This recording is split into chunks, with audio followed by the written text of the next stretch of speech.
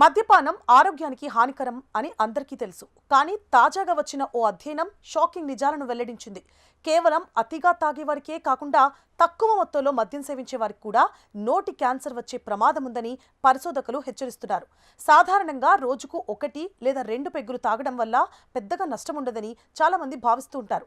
అయితే జామా network open అనే అంతర్జాతీయ మెడికల్ జర్నల్లో ప్రచురితమైన తాజా అధ్యయనం ఈ నమ్మకాన్ని పటాపంచలు చేసింది. కొద్దిపాటి మద్యపానం కూడా శరీరంలోని కణజాలంపై తీవ్ర ప్రభావం చూపుతుందని ఈ అధ్యయనం స్పష్టం చేసింది.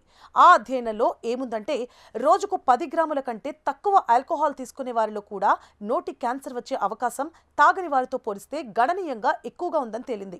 ఇక ఆల్కహాల్ నోట్లోకి వెళ్లగానే అది ఎసిటాల్డిహైడ్ అనే విష పదార్థంగా మారుతుంది. ఇది కణాలలోని డిఎన్ఏను దెబ్బతీస్తుంది. దీనివల్ల క్యాన్సర్ కారక కణాలు వృద్ధి చెందుతాయి. ఎవరైతే మద్యంతో పాటు ధూమపానం కూడా చేస్తారో వారికి నోటి గొంతు క్యాన్సర్లు వచ్చే ముప్పు 30 రెట్లు ఎక్కువగా ఉంటుందని పరిశోధకులు హెచ్చరిస్తున్నారు. నోటి క్యాన్సర్ను ప్రారంభ దశలోనే గుర్తించడం చాలా ముఖ్యం. మద్యం సేవించేవారు నోటిలో తగ్గని పుళ్ళు లేదా తెల్లటి మచ్చలు, నమలడం లేదా మింగడంలో ఇబ్బంది కలగడం, గొంతులో గడ్డలాగా అనిపించడం లేదా గొంతు బొంగురుపోవడం, దవడలు లేదా నాలుక కదలికలో నొప్పి లాంటి లక్షణాలపై నిఘా ఉంచాలి. వెదర్, లైఫ్ స్టైల్ మార్పులతో క్యాన్సర్ కేసులు పెరుగుతున్న తరుణంలో సురక్షితమైన మద్యపానం అంటూ ఏది ఉండదని నిపుణులు చెబుతున్నారు. క్యాన్సర్ ముప్పును తగ్గించుకోవాలంటే మద్యానికి పూర్తిగా దూరంగా ఉండడమే ఉత్తమ మార్గమని సూచిస్తున్నారు వారు. ఈ అధ్యయనం సామాజికంగా మద్యం సేవించే వారిని ఆందోళనకు గురిచేస్తోంది.